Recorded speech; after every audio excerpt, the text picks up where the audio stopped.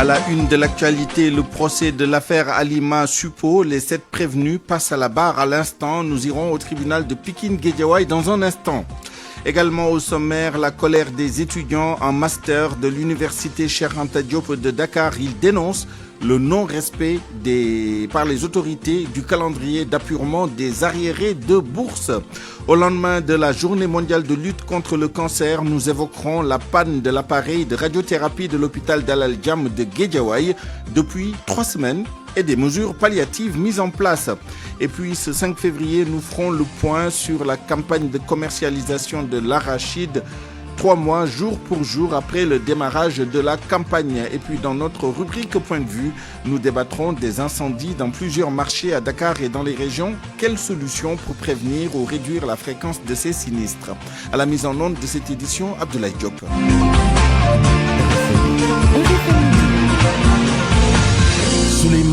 Nous allons donc au tribunal de Pikine-Guédiawaye pour retrouver notre reporter sur place, Salamata Ousmane Diallo. Bonjour. Oui, bonjour Suleiman. Le procès de Halima Suppo et de ses coprévenus se tient à l'instant. Oui, effectivement, Suleiman. Donc, il faut préciser avant de développer un peu qu'ils sont au nombre de 8 prévenus au lieu de 7. Et donc, parmi ces 8, donc, il y a 3 dames qui sont Matimbaye, Halima Fall et Khaoussa Ndiaye, donc qui sont des propriétaires de boutiques. Et donc, les 2 premières citées, elles reconnaissent donc d'avoir dans leur boutique des produits qu'elles vendent pour grossir les fesses. Et contrairement donc à Khaoussa Ndiaye qui a vraiment nié carrément les faits qui lui sont reprochés. Et Suleiman, il faut donc aussi préciser que les 5 autres sont des employés de Halima Fall, dont Pape Gueye comme un livreur dans la boutique, et Seynabou Gassama, Bintou Diouf, Moussou Gassama et Halima Sow qu'on a ces dernièrement confondu donc avec Halima Fall. Donc celle qu'on a donné le prénom ou bien je sais pas le surnom Halima Suppo, c'est pas Halima Sow mais c'est Halima Fall donc qui est donc la vendeuse de ces suppositoires. Donc actuellement à la barre nous avons donc le témoin qui est en train donc d'apporter donc de revenir sur les faits. Donc c'est elle qui a été donc dans les boutiques de ces 3 femmes là qui sont à Pikine, donc dans un centre commercial. Et donc le témoin, c'est également un agent donc de la police judiciaire qui donc reconnaît que les produits qui sont vendus par ces 3 femmes ne détiennent pas donc l'autorisation de commercialisation. Et donc actuellement aussi, après donc ce témoin, il y a les avocats qui sont actuellement aussi, ou bien qui avaient déjà pris la parole. Après, bien sûr, le juge et le procureur qui posaient des questions aux 8 personnes qui sont actuellement devant la barre, Suleiman. Est-ce que les parties civiles sont sur place? Oui, ils sont sur place, donc ils sont représentés par leur avocat, Maître Massokhna Kane, qui donc certainement doit prendre la parole après donc les questions-réponses qui sont actuellement en cours entre donc le juge, le témoin et les 8 prévenus. Halima Fall donc et ses 7 co-prévenus, au total 8 prévenus dans cette affaire, dans ce procès. Merci Salamata Ousmane Diallo, nous vous retrouverons bien sûr dans nos prochaines éditions. RFM, l'info c'est ici. L'info c'est ici. Le reste de l'actualité avec le collectif des étudiants en Master 1 de l'université Cheikh Anta Diop de Dakar qui réclament leurs 14 mois de bourse. Après un premier versement, la direction des bourses leur avait promis de passer à la caisse au courant de ce mois de février 2025. Ces étudiants en master dénoncent le silence de l'autorité qui, selon eux, n'a même pas fait un communiqué pour s'expliquer. Boubacar Dieng s'est rendu à l'UCAD ce matin. Voici son reportage. Difficile pour les automobilistes et même les piétons de circuler en toute quiétude sur l'avenue Cheikh Anta Diop. Le bruit des grenades lacrymogènes résonne, les pierres pleuvent.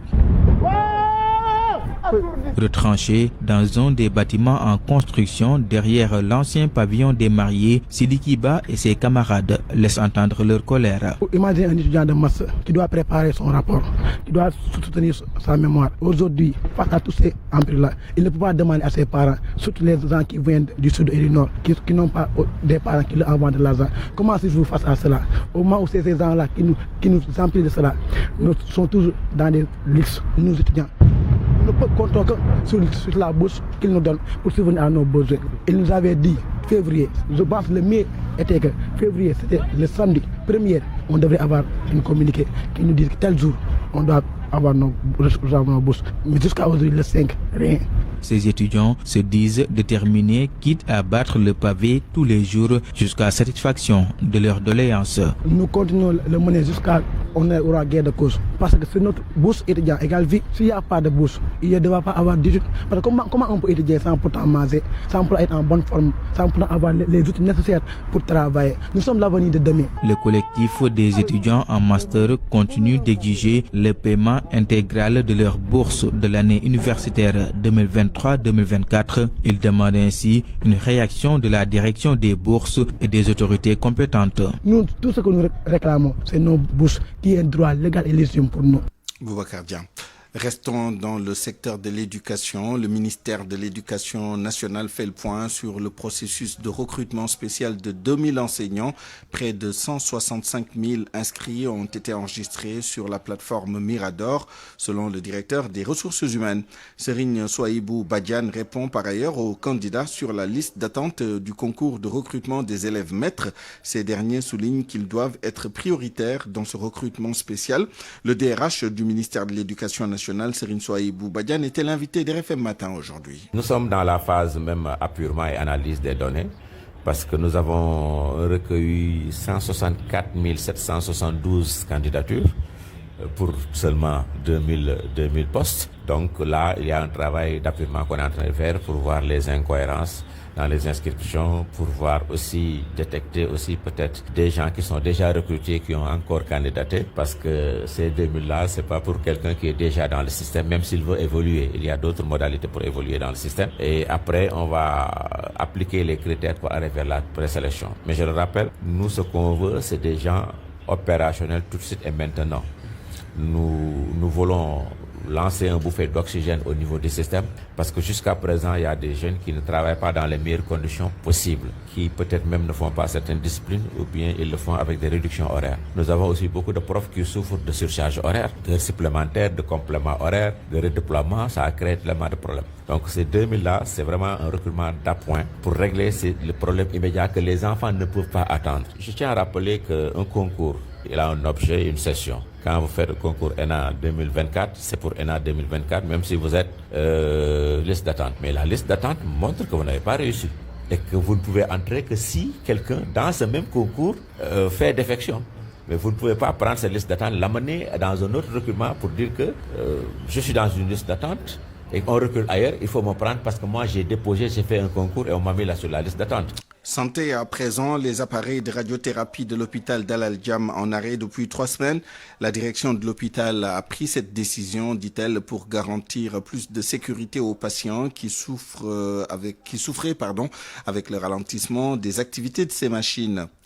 À Touba, Touba reçoit une partie de ces malades du cancer pour leur administrer leur cure. La situation est difficile aujourd'hui pour les malades du cancer qui ont besoin de radiothérapie à Wambaye. La sécurité des patients et des praticiens était en jeu avec les accélérateurs linéaires de Dalal Jam qui étaient au ralenti. Le directeur Moussa Samdaf explique pourquoi cet arrêt des machines de radiothérapie depuis 3 semaines environ. Depuis quelques mois quand même, nous avons des difficultés par rapport au réseau parce que vous savez, c'est des images qui en réalité qui sont transmises et ensuite il y a le problème d'instabilité électrique que nous connaissons tous, qu'on a toujours évoqué ici. Alors nous avons donc problème de réseau, quel réseau? Oui, le réseau de transmission en fait des images pour déterminer un peu les doses qu'on doit donner parce que avant de faire la radiothérapie, il faut faire ce qu'on appelle le scanner simulateur, la dosimétrie pour déterminer la dose à déterminer. Donc si on ne maîtrise pas bien la zone à soigner, on ne maîtrise pas trop la dose à donner, on se retrouve dans une situation d'insécurité totale. Et donc, pour des raisons d'éthique et de sécurité des malades, de sécurité des praticiens, nous avons jugé utile de profiter de cette période de maintenance des appareils pour régler la question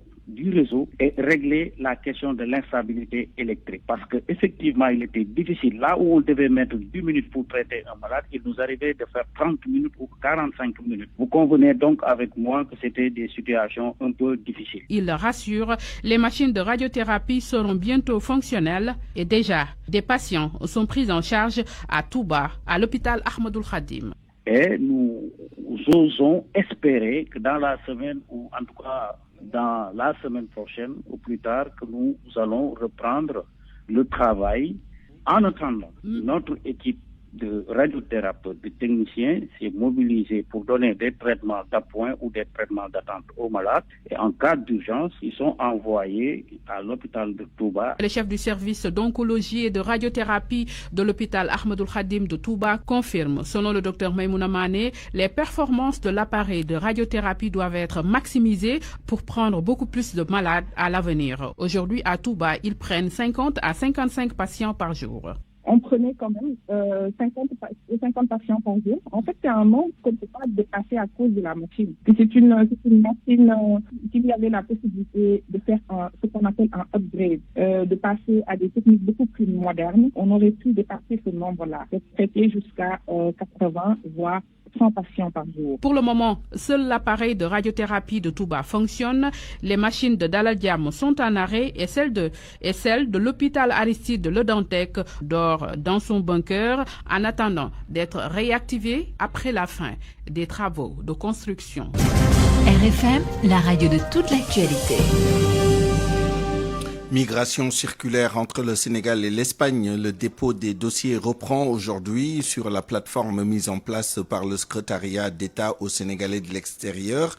Les inscriptions ont démarré ce matin à 8h et seront clôturées vendredi à 18h. La mise en place de cette plateforme fait suite à l'énorme rush noté dans les BAOS, les bureaux d'accueil, d'orientation et de suivi la semaine dernière, au premier jour des inscriptions. Allons à Fatick, où des producteurs de la région dressent un bilan mitigé de la campagne de commercialisation de l'arachide 2 mois après son démarrage. Dans certaines communes, les agriculteurs ont pu facilement écouler leurs récoltes. Dans d'autres, ce n'est pas le cas. Cependant, ils redoutent tous un manque de semences à la prochaine campagne agricole. Les rendements arachidiers de cet hivernage sont faibles. Aminata Goudiaby. C'est un producteur d'arachide doublé d'un grand commerçant. Semou Diop est tout le temps sur le terrain depuis le début de la campagne de commercialisation de l'arachide. Dans son village Kerbaka Sissé, situé dans la commune de Diagane Barka, les producteurs se désolent de la baisse des recettes issues de la campagne de commercialisation de l'arachide. Le 305 yi gouvernement bi taxawalon ba tay fi la toll te ba légui ni mën naa wax ne gisuñ ko jënd gerte gi sax daanaka fi ni gerte yaa ngi fii ñii ngi tànn ñii ngi def lii wax dëgg yàlla waaye nag sant yàlla. Satisfaction totale à Gagé Moudi, un village de la commune de Mbam. Les producteurs membres de la coopérative des agricultrices et agriculteurs de Gagé ont épuisé leur stock sans problème. Le président de la coopérative souligne cependant une baisse des rendements arachidiers cette année. Jean-Marie Kendiaye. Mais malheureusement, les quantités de production arachidière sont vraiment moindres par rapport aux années dernières. Concernant maintenant la commercialisation, et que cette année, il y a eu vraiment un mouvement régulier de camions venant s'approvisionner plutôt donc au niveau de Gagé Moudi. Ce qui fait que, donc voilà, presque on a vendu toutes les productions. Ces producteurs interpellent l'État sur un éventuel manque de semences arachidières pour la prochaine campagne agricole. Voilà la situation actuelle qui fait que certains producteurs n'auront pas de semences d'arachide parce que n'ayant pas assez produit et que tout ce qui a été produit a été vendu pour résoudre certains problèmes. Depuis le début de cette campagne de commercialisation de l'arachide dans la région de Fatick, 2208 tonnes de semences ont été collectées et en ce qui concerne les graines d'huilerie, 1121 tonnes ont été collectées. Aminato Goudiaby, Fatick RFM. 2 mois après le démarrage de la campagne de commercialisation arachidière, les agriculteurs du bassin arachidier tirent un bilan négatif du fait de la présence d'un seul huilier. L'Alliance nationale pour le développement, quant à elle, dit noter une légère amélioration. Seydou Rouba. Cher Tidjane Sissé, secrétaire général des agriculteurs du bassin arachidier, ne se pose pas trop de questions. Le bilan de la campagne arachidière a seulement 2 mois depuis son démarrage est négatif. Les dernières informations nous disent qu'ils n'ont pas encore reçu d'argent. Ils sont dans la voie de peut-être d'ici la fin de semaine pour percevoir la somme qu'ils peuvent présenter pour cette présente campagne. Mais je pense que ceci est vraiment une des erreurs les plus monumentales depuis que on a fait les 10 dernières années de commercialisation. Parce que nous ne pouvons pas comprendre qu'une seule huilier, avec toutes les graines qui sont là, qu'on fait de sorte que c'est seul ce huilier qui est présentement sur la campagne. Thierno Dieng, président de l'Alliance nationale pour le développement rural, dit noter quelques avancées. Je pense que dans l'ensemble, nous avons noté en tout cas un bilan satisfaisant. À part quelques couacs, à part quelques peut-être 2 ou 3 régions, dans 2 régions précisément, où on a entendu que des paysans ont gardé le stock et n'ont pas vu des opérateurs. Je pense que à part ça, il n'y a pas de problème. Donc, si on note ça, on peut dire que le bilan est satisfaisant. Ce que nous, en tout cas, les recommandations que nous avons à faire, c'est demander à l'État, aux autorités, en tout cas pour l'année prochaine, de prendre toutes les mesures nécessaires pour que la campagne débute, en tout cas le plus tôt possible, au moment où les paysans récoltent, que les autorités et les ministères puissent prendre en considération ces données et fixer le prix le plus tôt possible. À 2 mois du démarrage de la campagne, d'autres organisations paysannes disent noter un bilan mitigé. Toujours dans le cadre de ce bilan d'étape, écoutons le chef du service communication de la Sonacos qui soutient que 113 000 tonnes de graines ont été collectées par la société. Babacar Ndiaye est au micro de Seydou Nourouba. Oui, après 2 mois de campagne, celle-ci lancée depuis le 5 décembre dernier, nous sommes à 113 000 tonnes de graines déjà collectées sur nos différents sites. Parallèlement à ça, 33 milliards de francs ont été déjà libérés vers nos partenaires, les opérateurs qui nous déposent les graines. La Sonacos poursuit donc l'excellence opérationnelle initiée par monsieur le directeur général qui lui permet de travailler rapidement à recevoir les graines d'arachide, à les décharger et à procéder au paiement des partenaires opérateurs maximum dans les 48 heures. Il est 12h18 à Kaolack, à quelques heures du Grand Magal. Porokhane bat au rythme des préparatifs. Les fidèles mourides sont déjà sur place pour commémorer l'événement religieux en l'honneur de Sokhna Mame Diarra Bousso. Fatumba au reportage. À 24 heures du Magal, Porokhane se prépare à accueillir les pèlerins. Les chassidas résonnent. Les habitants se mobilisent activement pour la célébration du Magal de Sokhna Mame Diarra Bousso. Sénéboulo se dit prête à recevoir les talibés venus en grand nombre. Nous sommes dans la préparation pour accueillir les talibés. Actuellement, tout est fin prêt pour célébrer le Magal ici à Porokhane. Des talibés mourides venus des 14 régions du Sénégal ont déjà répondu à l'appel du khalife général des mourides pour rendre hommage à Sokhna Mame Diarra Bousso. Devant la grande mosquée, Khadim, un fidèle talibé, s'adonne à son recueillement au mausolée de la mère du vénéré cheikh. Je suis tellement content d'être là pour se recueillir au mausolée de Sokhna Mame Diarra Bousso, un acte que l'on perpétue chaque année ici à Porokhane. Le Serigne Bass Porokhane, Abdou Khadr Mbacké, résident de Touba, est déjà présent. Chapelet en main et foulard blanc sur la tête, il est arrivé tôt pour participer aux chants et prières des journées de Hassida. On est là depuis le jeudi dernier afin de participer aux journées de Hassida, une organisation de Sokhna Bali Muntaha Mbacké. C'est bien de faire les bernde, mais l'important ce sont les ziyaras dans les différents lieux mythiques. Des milliers de pèlerins sont attendus. Le Magal de Porokhane, célébré ce 6 février, demeure un événement d'une grande importance pour la communauté mouride. Il présente un moment de profond hommage à Sokhna Mame Diarra Bousso, la mère du fondateur du mouridisme. Fatumbo Porokhane, Radio Futur Média. L'actualité internationale. L'actualité internationale avec Georges Détidiop. Bonjour. Bonjour Souleymane. La situation économique de l'Afrique de l'Ouest, la CEDEAO dresse un bilan alarmant. L'organisation a publié son premier rapport 2025 sur les perspectives régionales. Selon APA News, la CEDEAO pointe une détérioration de la croissance et l'impact de l'insécurité. Le document révèle une situation préoccupante dans la zone. Ce rapport inaugural, piloté par la commissaire aux affaires économiques et à l'agriculture, analyse les tendances économiques depuis 2010 et met en lumière une baisse continue de la croissance, symptôme d'une absence de transformation structurelle dans la région. Il souligne que la création de richesses ne fait que baisser et appelle les États membres à repenser leur politique d'industrialisation. Cette situation contraste avec le modèle classique de développement passant de l'agriculture à l'industrie puis au service. Le document accorde une attention particulière à l'impact de l'insécurité sur les performances économiques régionales. Une analyse SWOT, force, faiblesse, opportunités, menaces de l'architecture sécuritaire régionale révèle des effets très néfastes sur la croissance et l'intégration. Cette première édition, qui s'inscrit dans le cadre de la vision 2050 de l'organisation, devrait désormais être publié annuellement conformément aux instructions des États membres. République démocratique du Congo, le bilan de l'offensive de Goma plus lourd qu'on le pensait. Il est d'ailleurs dramatique selon l'ONU. Près de 3000 morts après les affrontements de la semaine dernière. Selon le directeur adjoint d'OCHA en RDC basé à Goma, au moins 2000 corps ont déjà été enterrés par les communautés.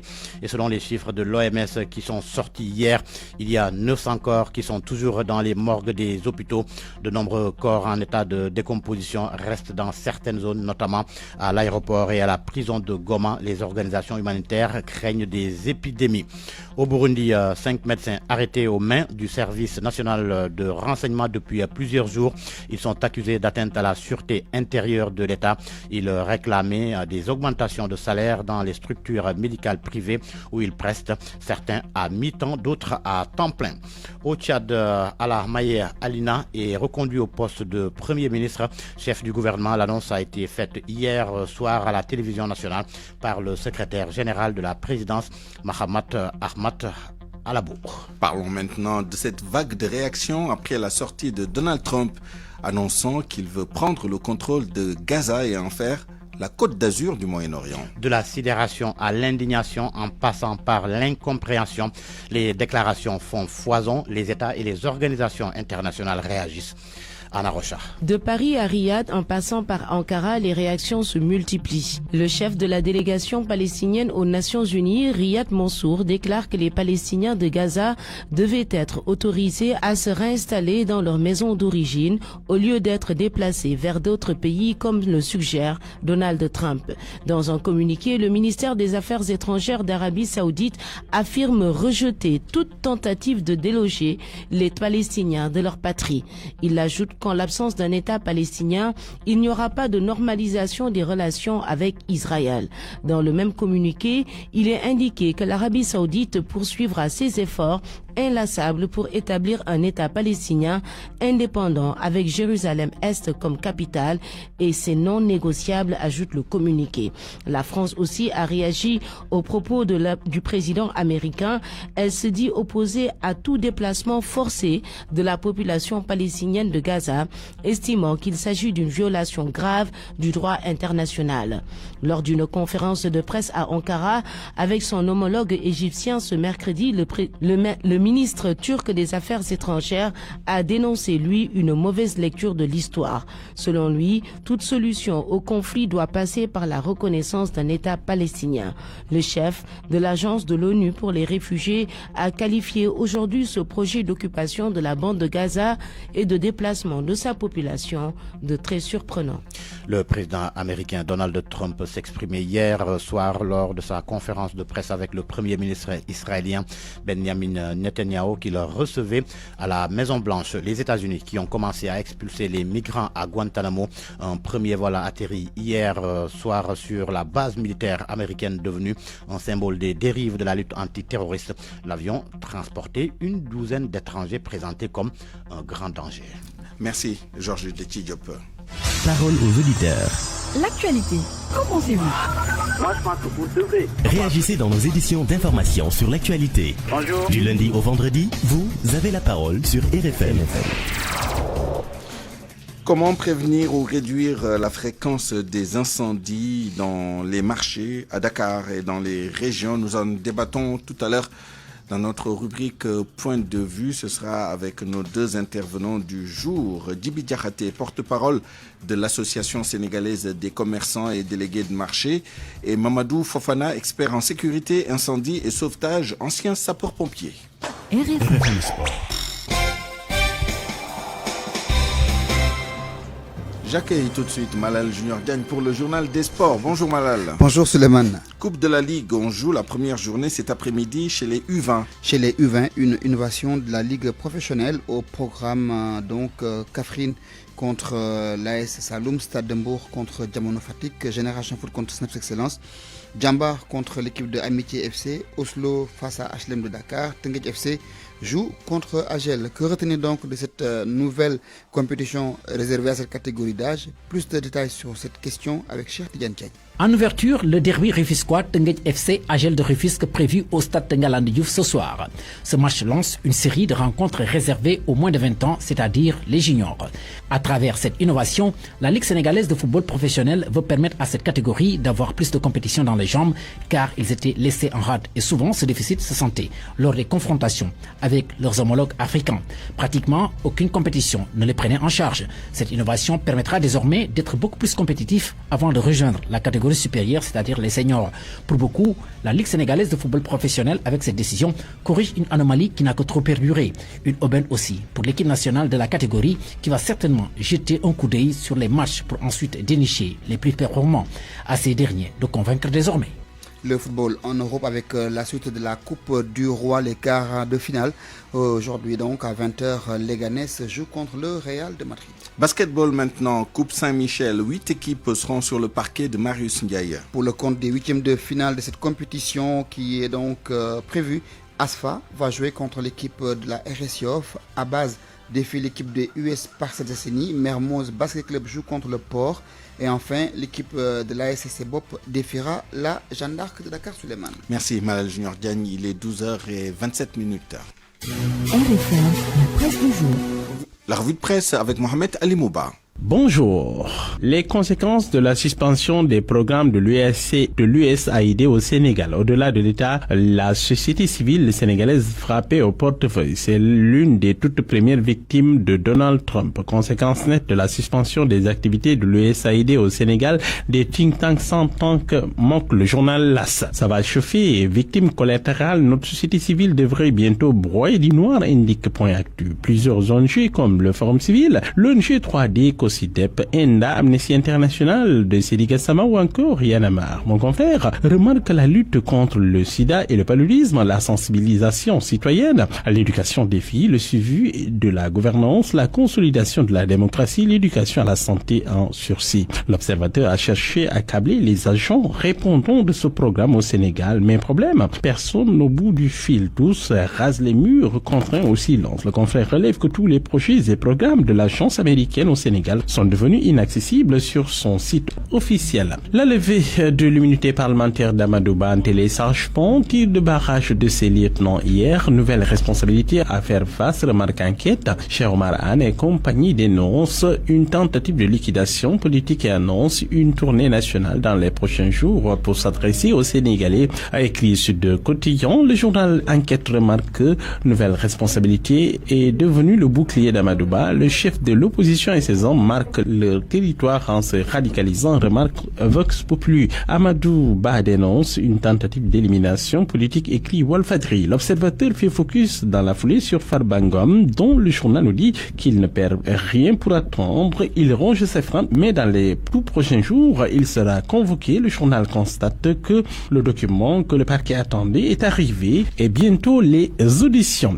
Un célèbre homme d'affaires et des gérants de sociétés immobilières SCI dans le viseur du parquet, remarque encore le confrère. Les jeunes d'Oreille Fondée, eux, ont une fois de plus mis le feu pour réclamer la libération des jeunes arrêtés à Matam dans le dossier, bien sûr, Farbangom. Que se sont dit Ousmane Sonko et Babacar Ngom de Sédiment? Le journal public informe que les deux hommes se sont vus hier. Pour le moment, le confrère ne sait pas trop de quoi tout cela retourne, mais toujours est-il que le confrère remarque que cette entrevue intervenue 10 mois seulement après l'arrivée au pouvoir de Sonko et Diomaye. Et cette question, que dira le président Diomaye de ce rapprochement? Ceci explique-t-il cela? La nouvelle relation expliquerait la position actuelle d'Anta Babacar Ngom à l'hémicycle, Anta devenu subitement moins radical. Que cherche réellement Ousmane Sonko en recevant le mania du poulet au Sénégal? Le journal rappelle en tout cas que ce n'est pas fait pour plaire à Gorgui Abdoulaye Dione, le patriarche de Ndengler, symbole de la lutte contre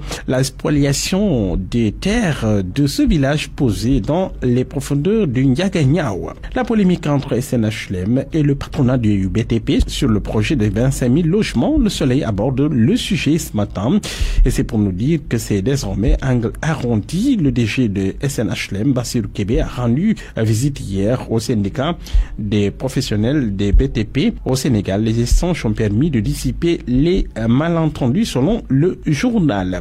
Le dossier de l'indemnisation des victimes des violences entre 2021 et 2024, le journal Le Quotidien note que c'est toujours la grande complainte. Les oubliés se rappellent au souvenir de l'État. Les gérants des stations de service qui ont vu leur matériel de service cassé et brûlé par des pillards et autres vandales demandent compensation. Les vendeurs à la sauvette et autres boutiquiers demandent eux aussi leur part du magot décaissé. Le journal Tribune fait focus sur l'économie sénégalaise, une économie à l'agonie, le trafic aérien et le port en chute libre. Le journal relève que les données de novembre 2024 révèlent un recul important du trafic à l'aéroport. Les mouvements d'aéronefs ont diminué de 7,3% durant la même période. Au port autonome de Dakar, une chute de 14,5% des débarquements en un an enregistrés. Le secteur le plus touché reste le commerce, pilier de l'activité portuaire. Point de vue. Regard croisé sur l'actualité du jour. À 12h32, bienvenue dans notre rubrique Point de vue. Nous allons débattre aujourd'hui des fréquents incendies notés sur nos marchés, que ce soit dans la capitale Dakar ou dans les régions. Dernier en date, le marché Gate de Kaolack, il y a 3 jours ou 4. Et plus récemment encore, le marché Saint-Maur des fossés de Ziguinchor, sans compter d'autres occurrences et des noms assez emblématiques, marché Ndoumbe Diop de Diourbel, etc. Comment prévenir ou réduire la fréquence de ces sinistres? Tentative de réponse avec nos deux intervenants du jour. J'ai nommé Djibi Diakhaté, porte-parole de l'Association sénégalaise des commerçants et délégués des marchés. Monsieur Djibi Diakhaté, bonjour. Bonjour. Nous sommes également avec monsieur Mamadou Fofana, expert en sécurité, incendie et sauvetage, ancien sapeur-pompier. Monsieur Fofana, bonjour. Bonjour. Alors, avec vous, monsieur Fofana, dans un instant, nous parlerons peut-être des solutions et des mesures de prévention. Mais avant cela, je vais introduire monsieur Djibi Diakhaté, le porte-parole de l'Association sénégalaise des commerçants et délégués de marché. Comment expliquer ces incendies et leur fréquence, leur récurrence depuis toutes ces années? Djibi Diakhaté? Bonjour. Bonjour. Oui, la question c'est comment vous expliquez-vous ces incendies et leur fréquence à Dakar et dans les régions? Ah oui, merci beaucoup. Cette recrudescence des incendies dans nos marchés, et c'est très récurrent, et puis on se pose la question aujourd'hui parce que tout repose sur le comportement humain des acteurs en principe. Et le deuxième point, ce sera certainement le manque de vigilance de nos administrateurs, c'est-à-dire les communes.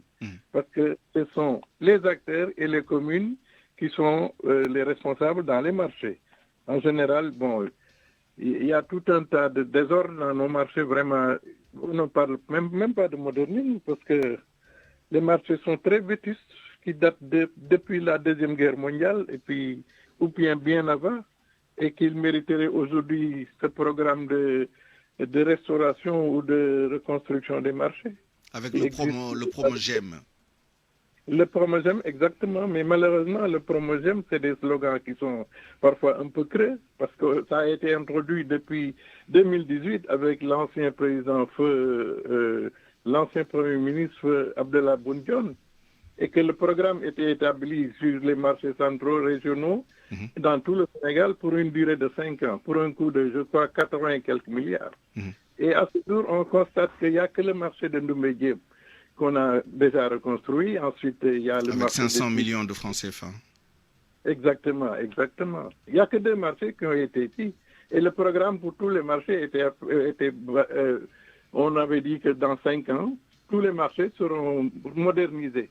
Mais malheureusement, il y a une confusion avec le Promogem, parce que Promogem confond toujours la reconstruction et la réhabilitation, parce qu'ils viennent pour essayer de reconstruire. Ce qui pose un vrai problème avec les acteurs, parce qu'il faut qu'il y ait un consensus, il faut des discussions au préalable. Ensuite, les acteurs doivent être recasés dans des sites avant qu'on puisse reconstruire. C'est ça le problème qui se pose, et vraiment, c'est un vrai casse-tête. Hein? N'est-ce pas? Mais surtout le comportement humain, il faut le dire, hein? Parce que nous, on a besoin d'être rééduqués, surtout les acteurs des marchés. C'est ça le problème qui se pose. Et il n'y a que la commune qui peut faire ça. D'accord, on vous a bien compris. Les principaux acteurs, ce sont les communes qui assurent un peu la tutelle, disons, administrative des marchés, halles et autres. Et les acteurs, et quand vous dites acteurs, ce sont les commerçants et les autres parties prenantes des marchés, c'est cela? Effectivement. Et le gouvernement, à travers le Promogem, essaie également d'intervenir à un certain niveau, notamment en ce qui concerne la modernisation et la gestion de ces marchés-là. Mamadou Fofana, vous êtes expert en sécurité, incendie et sauvetage. Vous êtes également ancien sapeur-pompier. Il faut souligner d'ailleurs le rôle très important des sapeurs-pompiers quand ces sinistres-là surviennent. On a vu les interventions très efficaces et très rapides le plus souvent des sapeurs-pompiers pour éteindre les incendies. Mais comment expliquez-vous du point de vue sécuritaire justement cette fréquence de ces sinistres, d'autant plus que ça se passe parfois dans le même marché? On a noté par exemple qu'à Kaolack, il y a eu un incendie en décembre, puis au mois de février, même marché. Saint-Maur des Fossés à Ziguinchor, en 2023, si je ne m'abuse, il y a eu un grave incendie et entre hier et aujourd'hui, il y a eu un autre incendie. Comment expliquer cela? Je vous remercie.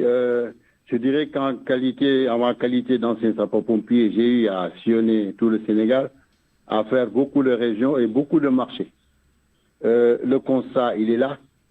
Les feux de marché ou incendies qui reviennent sont à Dakar, Thiès, Diourbel, Touba, Ziguinchor, Kaolack. Et malheureusement, ce qu'on constate, c'est que ces incendies naissent toujours au même endroit. Pourquoi? Il faudrait revenir un tout petit peu sur la configuration et l'implantation des marchés.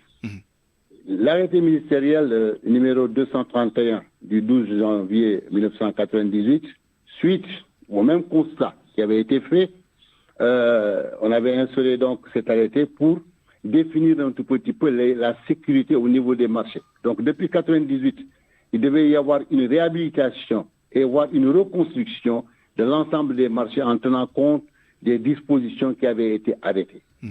Je m'avais les nommer quelques-unes parce que c'est à partir de ces dispositions qu'on va constater des manquements et de ces manquements naissent les incendies. C'est très important, allez-y. Le premier point, c'est la population. Tout à l'heure, M. Jacqueté a fait part du comportement. La réglementation dit que dans les marchés, au rez-de-chaussée, donc il faut 2 personnes par mètre carré. 2 personnes par mètre carré. À l'étage, 1 personne par mètre carré occupé. Alors, prenez n'importe quel marché dans le Sénégal, vous ne verrez jamais cette réglementation respectée. Vous avez au moins 10 personnes ou 8 personnes au mètre carré. Ça, c'est le premier point. L'encombrement humain. Le deuxièmement, l'implantation. Les marchés sont implantés dans un milieu où il y a un regroupement de toutes les structures, ce qui fait qu'il y a un confinement. Troisièmement, maintenant, il y a le problème d'éclairage. Dans l'éclairage, vous avez la partie éclairage interne, électricité liée à l'utilisation des différents matériaux. Il y a l'arrivée de la Senelec. Il y a les points de piquetage, comme ça que je vais les appeler. Parce qu'il y a une seule personne qui est abonnée et toutes les autres viennent piquer, comme on dit dans le jargon. Dans le jargon, viennent piquer. Qu'est-ce qui se passe? Au niveau de l'arrivée, il y a une surcharge. Cette surcharge va amener une surchauffe et ensuite, les fils conducteurs qui sont utilisés, souvent ne sont pas des fils normalisés. N'étant pas normalisés, ces fils vont chauffer et à part de cela, c'est un point incandescent et le début d'incendie pourrait partir de là-bas. Bon, peut-être si le temps le permet, on pourra développer comment ça va arriver puisque l'électricité ne brûle pas, mais il constitue le point de départ. Bon. Donc, ensuite, maintenant, vous avez le service de surveillance qu'on doit mettre en place obligatoirement. Et ça, c'est les communes. Il y a un service de surveillance qui doit être fait avec des moyens d'incendie et la formation du personnel par rapport à l'utilisation des extincteurs. Au-delà de ça aussi, il y a d'autres dispositions en ce qui concerne tout ce qui est installation électrique, je ne reviendrai pas dessus. Ensuite, il y a les visites de sécurité. La commission régionale ou la commission de protection civile doit faire régulièrement des visites. Je peux dire même tous les mois faire une visite des lieux, faire des sommations sur le point même suspendre ou en tout cas déloger, de localiser certaines personnes compte tenu du danger qui est présent pour les autres. C'est des visites qui ne se font pas. Ensuite, maintenant, il y a des dispositions spéciales en ce qui concerne les tiers. C'est des tiers qui sont dans le marché. J'entends par là les tailleurs, les gargotières, ceux qui préparent le petit déjeuner. Les points chauds, dans notre langage, les points chauds, c'est dans les points où il y a toujours du feu. Et ces points-là existent. Et ils sont inclus dans le marché. À partir de cet instant-là, dès qu'il y a une négligence quelque part, et ce qu'on constate très souvent, mais le feu, il part. C'est clair, c'est très clair. Alors, est-ce que, évidemment, j'allais vous poser la question, quelle solution, mais apparemment, il faut juste lire en négatif ce que vous venez de dire pour apporter des solutions, puisque rien de tout cela ne semble être respecté. Mais est-ce qu'il y a quand même des modèles, des exemples qui peuvent être présentés? On a vu, par exemple, qu'il y a quelques années, au marché Baraka de Liberté 6, il y a eu quand même des initiatives qui ont été lancées pour normaliser un peu les installations électriques et apparemment ça marche puisque depuis lors on n'a pas eu de problème d'incendie là-bas. Oui, on n'a pas eu de problème d'incendie, mais le feu couvre, comme on dit. Je ne suis pas pessimiste, hein. C'est que c'est le constat qui est là et c'est dommage parce que c'est des millions ou des milliards qui s'envolent, les personnes sont démunies, s'appauvrissent sans assurance ni rien du tout et il sera très très difficile à mon avis de faire respecter la réglementation puisque ça demande des mesures très courageuses. Que les autorités centrales et décentralisées ne prennent pas forcément. Alors, il nous reste alors les acteurs. Djiby Diakhaté, quel rôle et quelles initiatives peut-on attendre des commerçants et des tiers qu'évoquait tout à l'heure M. Mamadou Fofana, les tailleurs, les vendeuses de gargotes et autres acteurs qui ne sont pas essentiellement des commerçants au sens strict du terme ou restrictif. Que peut-on attendre de vous pour renforcer la sécurité incendie des marchés? Effectivement, M. Fofana vient de diagnostiquer tout le mal. C'est le problème qui se pose, c'est que nos marchés sont mal régulés. Non seulement il y a le comportement humain, mais quand tu nous parles de gargotières et de tailleurs, etc., le dispatching des types de commerce sont mal répartis. La répartition de l'espace. Exactement. Il y a certaines choses qui ne devaient même pas exister dans un marché. Je peux vous donner un exemple. On trouve même de la menuiserie métallique. Il y a des étincelles là-bas. C'est des foyers de tension. Bon, il y a tout un tas de trucs. Bon, heureusement, avec la Senelec, comme vous parlez de Liberté 6, je crois que M. Bitey, qui vient de quitter, l'ancien directeur, avait sorti une enveloppe de plus de 4 milliards et les prototypes, on avait testé Liberté 6 et Colobane. Aujourd'hui, presque il y a plus de 6000 compteurs qui ont été posés et ça a un peu réduit la fréquence des branchements clandestins, comme on a l'habitude de le constater.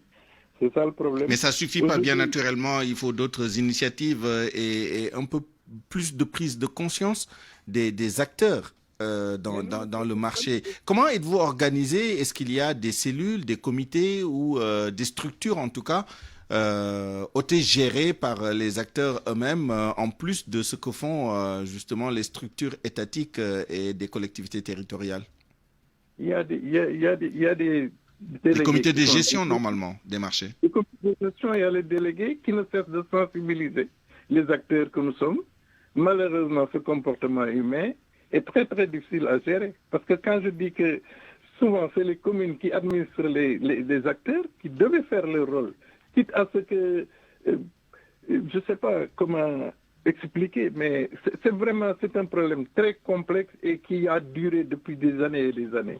Aujourd'hui, s'il y a un incendie qui éclate dans un marché, on n'arrive même pas à trouver de bouche d'incendie fonctionnelle. Ça, c'est le premier problème. On nous dit que toujours, on pointe du doigt les acteurs, soit disant que c'est eux qui font des branchements clandestins. Mais il y a le type de commerce qui ne devait pas exister dans le marché et qu'on voit, qu'on observe, et on ne trouve pas une solution là-dessus. C'est ça le problème qui se pose. C'est comme on dit, personne ne peut être le policier de l'autre. Il n'y a que l'administrateur qui peut changer certaines choses. La force publique, les autorités et les forces de défense et de sécurité. Mamadou Fofana, on vous a bien compris, on vous a bien entendu, et même en filigrane, les préconisations, c'est-à-dire l'application simplement de la réglementation, ce serait un très bon début, mais je reviens sur votre diagnostic pour essayer de comprendre pourquoi cette concentration des sinistres dans certaines régions que vous avez citées, Ziguinchor, Dakar, Touba, même si c'est pas une région, Diourbel, qui est la région, disons, et autres. Pourquoi cette concentration? Et deuxièmement, est-ce qu'il y a une corrélation entre l'occurrence de ces sinistres et la période à laquelle ces sinistres-là surviennent? Il y a une certaine concentration dans une partie de l'année. Est-ce que cela est observable d'après vous? En fait, la réponse, je dirais pas qu'elle est toute simple, mais ce qu'on constate, c'est que tous les marchés que je viens de citer, pour certaines, tous les marchés pratiquement ont la même configuration, c'est les mêmes composants, c'est les mêmes éléments qui sont à l'intérieur. C'est quoi? C'est des étals qui sont posés, dans lesquels vous avez une gargotière, vous avez du gaz avec ceux qui font le petit déjeuner, il y en a qui préparent à manger à midi et il y en a qui préparent aussi pour l'après-midi. Ensuite, il y a ceux qui marchent avec des fenus. Fenus, c'est des fourneaux sur lesquels ils posent des marmites avec pour le café Touba et autres là qui se déplacent. Bon, le vent, les étincelles qui font et c'est les mêmes endroits. Dans la devanture des marchés, vous avez des boutiques avec des étoffes, plus un peu de commerce. Au milieu, vous avez au centre les gargotières et les dames qui préparent. Dans les périphéries, vous avez des menuisiers métalliques, vous avez des ouvriers, ce qu'on appelle chez nous des points chauds, des points où il y a toujours une incandescence ou une étincelle qui pourrait partir. Et tout ceci... Malheureusement, nous avons quelques problèmes de liaison, mais l'essentiel a été dit. Je remercie nos deux intervenants, Djibi Diakhaté, porte-parole de l'Association sénégalaise des commerçants et délégué de marché, et Mamadou Fofana, à l'instant, expert en sécurité, incendie et sauvetage, ancien sapeur-pompier. Et bien naturellement, nous les retrouverons tous les deux dans la version Wolof de ce débat. Pour l'instant, il est 12h49 et c'est la fin de cette édition que je vous remercie d'avoir suivi. Merci à toute l'équipe qui m'a aidé à la préparer et à vous la présenter. El Hadj Ndiogou Diène à la rédaction en chef, à la réalisation Mamas Toukan, à la mise en onde Abdoulaye Diop, à la production Alioune Ba. Retrouvez El Hadj Ndiogou Diène à 13h pour le grand journal en Wolof. Excellente suite des programmes sur la RFM. Au revoir.